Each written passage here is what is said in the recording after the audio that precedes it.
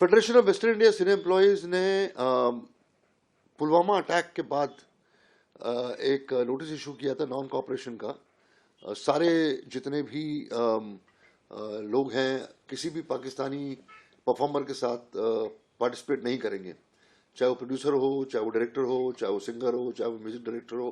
कोई भी क्राफ्ट जो है वो इनको इन्वॉल्व नहीं करेगा। और अगर सपोज किसी टेक्नीशियन ने इनके साथ भी काम किया तो इट्स नॉट ओनली एक्टर्स और it's not only performers, even the technician जो है उनको बाइकआउट किया जाएगा।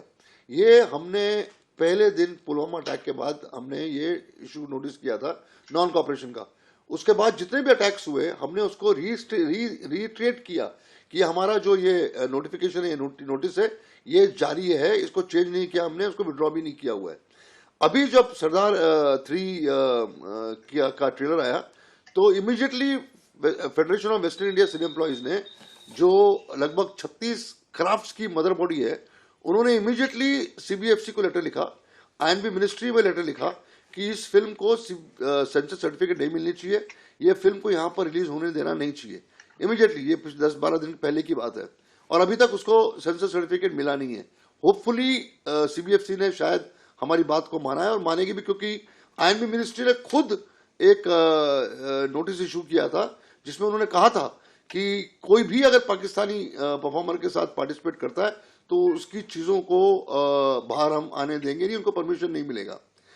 बात जो है बहुत ही गंभीर इसलिए है क्योंकि दिलजीत दोसांझ जो है ये कंपल्सिव रेगुलर लॉ ब्रेकर रहा है जहां तक हमारे इंडस्ट्री का सवाल है। He has always promoted Pakistani performers, Pakistani singers, Pakistani actors. Reason उसी को पता है,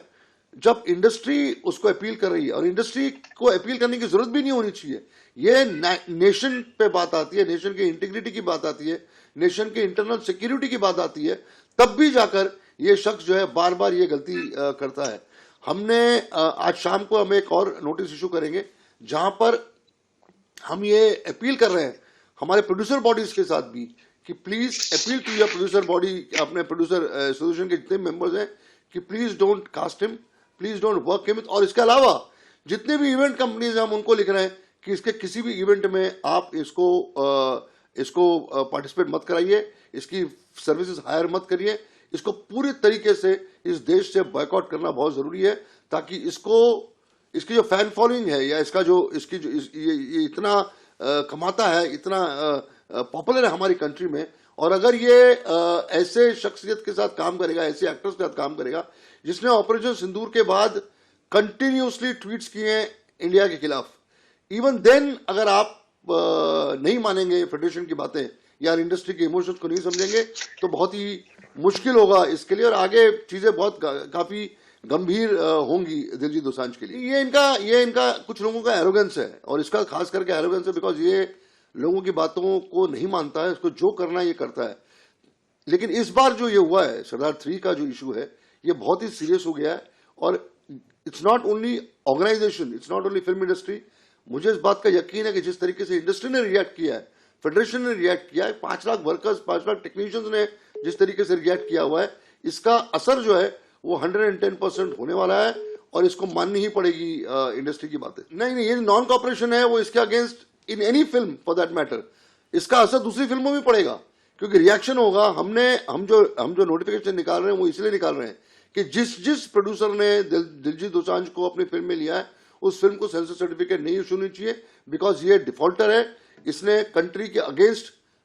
एक्ट किया हुआ है, तो he should literally suffer from all sides of the industry. इसका असर होगा इसको, ये जितने भी लोगों ने इसको लिया हुआ है, एक ट्रेलिंग इफेक्ट तो पड़ने ही वाला है दूसरे प्रोड्यूसर्स के ऊपर, इसमें कोई दो राय नहीं है। He has to come in forefront and apologize, कुछ ना कुछ तो इसको करना पड़ेगा, अदरवाइज चीजें जो है इतनी आसान नहीं है दूसरे प्रोड्यूसर्स के लिए भी। और हमने जब इंडिकेशन दिया था, हमने जब लिखा था सारे प्रोड्यूसर्स को, सारे प्रोड्यूसर बॉडीज को कि शख्स के साथ काम नहीं करना चाहिए क्योंकि ये कॉन्स्टेंटली रेगुलरली पाकिस्तानी आर्टिस्टों के साथ और पाकिस्तानी कलाकारों के साथ ये काम करता है, इसको बॉयकॉट करना चाहिए। और नॉन कॉपरेशन जब इसके अगेंस्ट इशू हुआ है फिर भी आप क्यों इसको ले रहे हो, इसके साथ काम करना और किसी पाकिस्तानी के साथ काम करना बात तो एक ही है ना, कोई कोई कोई डिफरेंस नहीं है, बिकॉज इसने हर वक्त प्रमोट किया पाकिस्तानी एक्टर्स को और पाकिस्तानी परफॉर्मर्स को।